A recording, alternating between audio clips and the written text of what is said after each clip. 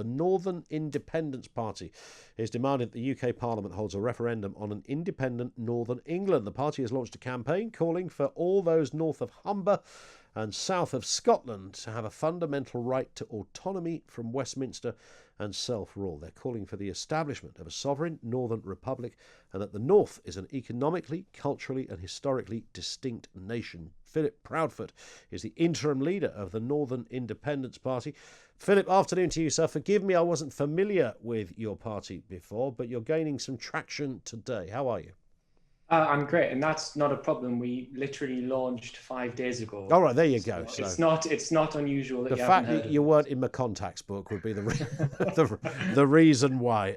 Yeah. So look, what I mean, you'll expect some of these questions. What's going on here, Phil? Come on, we're a tiny little country the size of a postage stamp, and you want to break away? Yeah, I mean, what we feel in the very new Northern Independence Party is that I've heard all of my life about the North-South divide, and I've never seen any substantial attempts to address that North-South divide. So what we think is that the North-South divide would be better off becoming a North-South border. We want independence from Westminster. We want the freedom to decide our own economic policy, and we're fundamentally committed to localism and making decisions for our own community. And I think you know where this is coming from. The straw that broke the camel's back was COVID-19. Quite clearly, there's an inequality between how the north of England is treated to the south. We went into national lockdown when cases were very low in the north, and we came out of them while they were still there in the north. And now my mother in Durham can't go into the centre of the city because the cases are going through the roof, and she works as a nurse. It's not just in the north, of course, where lockdowns are happening. No, but we would have liked to have seen, I think, a lot of people in the north, is that when Sage advised for a circuit breaker lockdown, we should have had a circuit breaker lockdown. And then instead we have Keir Starmer coming out already too late, announcing that he wants a circuit breaker lockdown. No one seems to be thinking about the north or treating the north in the same way that the south was treated.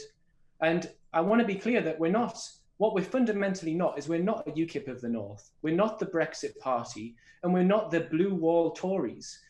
I'm sick of hearing the Brexit party, UKIP, forward these sort of visions of the Northeast as a desolate landscape populated by cloth cap wearing bigots. The North's many things. We're open, we're fair, we have traditions of solidarity, and we're a new movement who's looking to fill a gap between the Labour Party, who when they try and appeal to Brexit party voters, sort of parrot a sort of exclusionary nationalism. And then we have the Brexit party and UKIP thinking that it can speak for us. No, we are an anti-racist, pro-refugee, northern independence movement.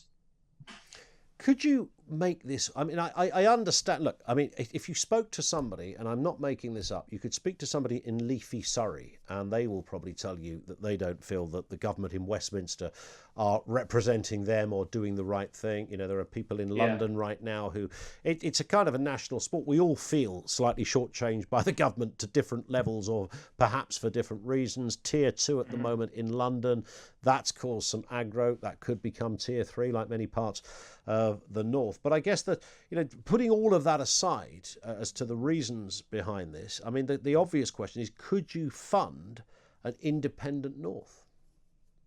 Well, first we've got to fund an independent North party, the Northern Independence Party at Free North now. Is it just you at the moment, Philip? No, we have over 100 volunteers right now actively engaged, and we're edging towards 5,000 followers. And bear in mind that we started 5 days ago. So we haven't even registered. We're brand new, and we've already got an active volunteer base who are interested in making it happen. So the first stage is funding the party. And then once we fund the party, we're going to break away, and we've got all sorts of people already engaged with us who know loads and loads about economic policy, social policy, environmental policy, looking at all of the different assets the North has. That means we could follow an independent model, replicating the economies, for instance, of Scandinavia. There's multiple economic models, but we don't have the freedom to choose that while we're locked into this artificial thing called the United Kingdom. When you say artificial, I mean, would it be, look at all the aggro that's happening with Brexit. I mean, sure, it's going to all be fine in the end, but I mean, do you want to go through all of that at a local level? All the trade talks, you'd have a kind of Barnier character argue, you'd be on one side, Phil, they'd be on the other. I mean, it would be who'd get what. I've already noticed, by the way, I'm from Scunthorpe, so you've completely whipped me out the equation because it's only north of the Humber, not south of. Well, you see, with that, can I answer that question last? Because that's an important question. That's one of the few areas that we actually do have a policy now. So when it comes to the bordering territories, we're a fully democratic movement. We're just laying out basic principles now. So if there are border territories around the Humber that nonetheless feel that they want to be part of the Northern Republic, what we'll be calling Northumbria, they are more than welcome to. So I could mount a campaign for Sonny Scunny to be part of it. If you want to stand as our MP in the 2024 election, you're more than welcome. Yeah, if you get the backing, then you're welcome. Well, everyone on the Riddings estate in Scunthorpe, where my Auntie Maureen lives, they'll absolutely be behind me. I can promise you that much. Look, I called my dad and I was like, look at what I've done. Look what's going on. And he was like, I can't believe it's you. I've been waiting for this for ages. I thought it was going to happen. Right. So there's a drive. That's why we've gotten so many new members so quickly. 5 days, 5,000 members, 1,000 a day. That's incredible. I mean, that's healthy stuff by any measure. Of course, Northumbria used to be called the Kingdom of Northumbria. Yeah, that's what people don't realise is there's a lot of confusion around Northumberland versus Northumbria. Yeah. So Northumbria is north of the Humber. Yep. So that's why we're calling ourselves Northumbria. And that's right up to Scotland, of course. So it's a big old chunk of the country you've got there. You're not doing things by halves. I mean, the Scots had a battle with you many years ago over this region, of course. Yeah, of course, the Kingdom of Northumbria included Edinburgh, but we have no interest in picking fights. No, take Edinburgh. If you're going to take Scunthorpe, take Edinburgh. Come on. No, maybe. I mean, if they want to put an MP forward, that's fine. But we've got a lot of support in the other secessionist movements. Philip, you just want to be the Prime Minister, don't you? Come on. No, I've just been nominated the interim. We're going to have full party democracy. Yeah. Now, you're getting a bit of a petition going. I mean, you've only got 98 people signed it so far. I know everything has to start somewhere. I do know that. Yeah.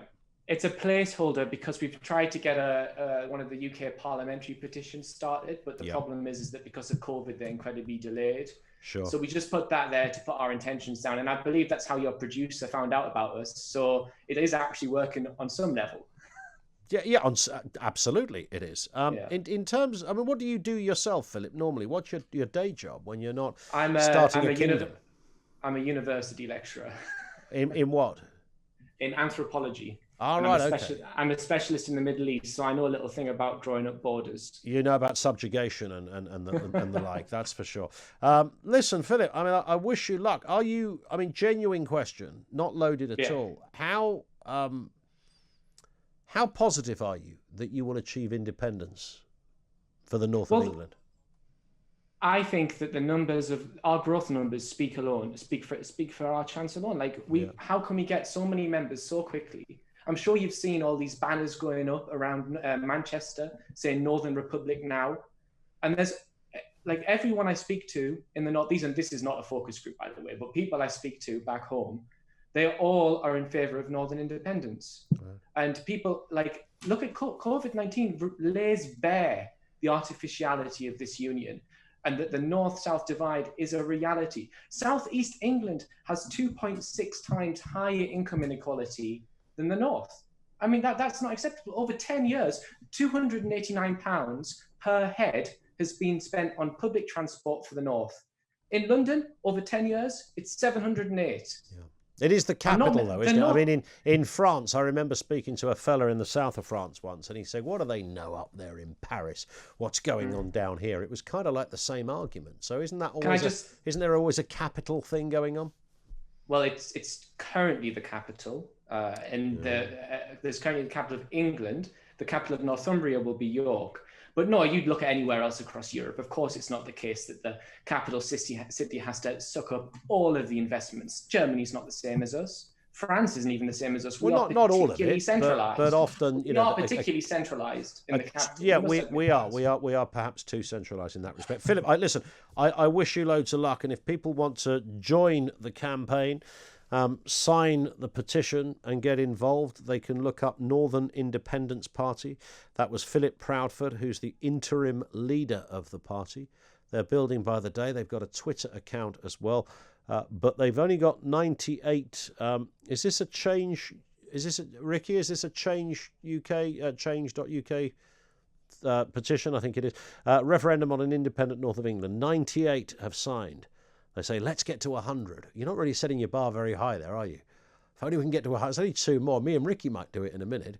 Ricky's already, well, we're both Northerners, in fact. So, I mean, Ricky still maintains the accent, sort of. But you wouldn't be included, would you, Manchester? So you'd be out the loop. But he did say Scunthorpe could be part of it. I was just trying to, shaking his head there. There's a very anti-Scunthorpe thing going on here. And I was just trying to remember, I was thinking of famous people that you would get to front a campaign for this. And just outside Scunthorpe was a little area called Brigg. And Brigg has a famous resident, somebody really famous, and I can't remember who it is. Does anyone?